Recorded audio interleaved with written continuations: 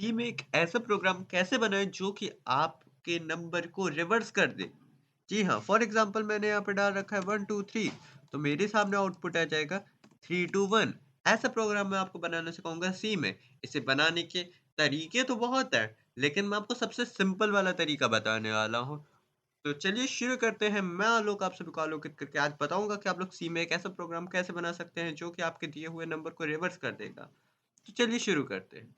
सबसे पहले मैं यहाँ पे लिख देता हूँ #include stdio.h। यहाँ पे मैं एक हेडर फाइल को ले रहा हूँ जिसके अंदर स्टैंडर्ड इनपुट आउटपुट के फंक्शंस होते हैं। इसके बाद में मैं यहाँ पर मेन फंक्शन को डिक्लेयर कर देता हूँ। तो मैं यहाँ पे लिख देता हूँ इंट मेन एंड देन मैं यहाँ पे इसे ओपन कर देता हूँ। यहाँ से हमारा सारा का सारा इम्पोर्टेंट वाला काम शुरू हो जाएगा। पहले तो यहाँ पे कुछ वेरिएबल्स ले लेते हैं। सबसे पहला वेरिएबल ले लेते हैं num। इसके अंदर जो भी वैल्यू हम लोग एंटर करेंगे वो आएगी। दूसरा वेरिएबल हम लोग ले लेते हैं जिसका नाम होगा रिमाइंडर। तो इसे मैं रेम ले लेता हूँ। इसके अंदर हम लोग हर एक डिजिट को सेपरेट करेंगे। फॉर एग्जाम्पल यहाँ पे 1 2 3 है तो 3 अलग, 2 अलग और 1 अलग को सेपरेट करने के लिए हम लोग यहाँ पे रिमाइंडर ले रहे हैं। तो फिर मैं यहाँ पर सेमीकोलन लगा के इसे क्लोज कर देता हूँ।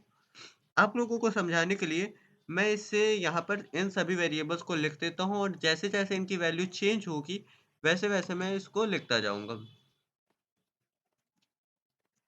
सबसे पहले हम लोग यहाँ पे यूज़र से इनपुट ले लेते हैं, तो मैं यहाँ पे लिख देता हूँ printf एंटर एनी इंटीजर। तो यहाँ पे कोई भी नंबर यूज़र डाल देगा तो यहाँ पर ओके कर देते हैं, यहाँ पे सेमीकोलन लगा के डन। इसके बाद में मैं स्कैनफ वाला फंक्शन ले लेता हूँ और इसके अंदर मैं यहाँ पे इनपुट करा दूँगा। तो यहाँ पे %d क्योंकि ये इंट फॉर्मेट में है एंड देन m%num क्योंकि हम लोगों ने नम नाम टाइप का वेरिएबल ले रखा था। फॉर एग्ज़ाम्पल यहाँ पे सबसे पहले मेरे पास ये मैसेज आया कि एंटर एनी इंटीजर और यहाँ पर मैंने टाइप कर दिया 1 2 3। ठीक है?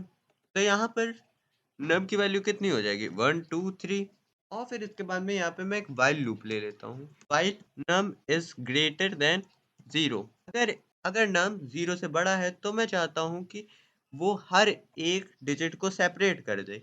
तो डिजिट को सेपरेट करने के लिए हम लोग यहाँ पे मॉड फंक्शन का यूज़ करेंगे। तो इसे यूज़ करने के लिए मैं यहाँ पे लिख देता हूँ rem is equals to num mod 10। इसका मतलब कि ये जो यहाँ पर वैल्यू है इसको 10 से डिवाइड करेगा और जो भी रिमाइंडर है वो इसके अंदर स्टोर हो जाएगा। फॉर एग्जांपल अगर मैं इसे 10 से डिवाइड करता हूँ तो यहाँ पे हो जाएगा मतलब कि हमारा आंसर आ जाएगा 10.3 लेकिन यहाँ पे रिमाइंडर तो 3 है ना तो फिर उसके लिए यहाँ पे लिख देते हैं 3। इसके बाद में यहाँ पे मैं चाहूँगा कि प्रिंट हो जाए print F module D and then यहाँ पे मैं कॉमा लगा देता हूँ रेम।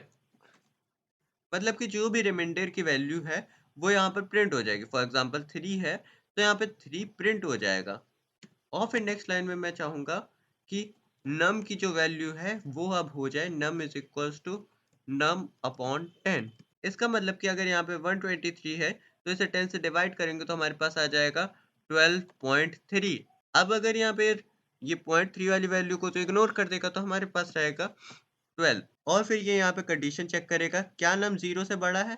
हाँ है तो ये करेगा ये कि ये नम को 10 से मॉड कर देगा एंड देन हमारे पास रिमाइंडर आ जाएगा 2 और फिर ये यहाँ पे 2 प्रिंट कर देगा प्रिंटफ वाले फंक्शन की मदद से। तो यहाँ पे हमारा आंसर आ जाएगा 32 एंड देन ये नम को 10 से डिवाइड कर देगा मतलब कि हमारा आंसर आ जाएगा 1.2 और फिर ये 0.2 को इग्नोर कर देगा क्योंकि ये इंट है फ्लोट नहीं है इसलिए ये 0.2 को इग्नोर कर देगा और हमारे पास आंसर आ गया 1 और फिर ये 1 को 10 से डिवाइड करेगा तो हमारे पास रिमाइंडर क्या बचेगा 1 ही बचेगा। तो फिर ये यहाँ पर नेक्स्ट लाइन में आएगा और फिर यहाँ पे रिमाइंडर की वैल्यू प्रिंट हो जाएगी तो यहाँ पर हमारा आंसर आ जाएगा 321। अब की बार ये नम को 10 से डिवाइड करेगा तो हमारा आंसर आ जाएगा 0.1 और ये 0.1 को इग्नोर कर देगा। 0.1 को इग्नोर करने के बाद में हमारे पास आंसर आ जाएगा 0। क्या 0 0 से बड़ा है नहीं वो तो इक्वल है इसलिए हमारा प्रोग्राम एंड हो जाएगा। तो फिर इसे हम लोग यहाँ पे रिटर्न 0 दे देते हैं और फिर इसे यहाँ पे कंपाइल एंड रन करके देख लेते हैं क्या हमारे प्रोग्राम सही से काम कर रहा है। हमको दिक्कत आ रही है देख लेते हैं इस वाली लाइन में। हाँ यहाँ पे गैप देना होगा और ये हमारा प्रोग्राम बिल्कुल सही है। अभी आप लोगों को दिखा देता हूँ रन करके 1 2 3 और हमारे पास आंसर आ गया 321। और यहाँ पे मैं कोई और वैल्यू रख के देख देता हूँ। 4567 7654। तो हमारा प्रोग्राम बिल्कुल सही काम कर रहा है। आप लोग चाहें तो जितनी बड़ी वैल्यू जितनी छोटी वैल्यू डालना चाहे आप लोग डाल के देख सकते हैं। मैंने यहाँ पे 6374 डाल रखा, 4736 सही आ रहा है हमारा आंसर। आप लोग भी इसे ट्राई करिए, बिल्कुल ये प्रोग्राम काम करेगा। Till then signing out.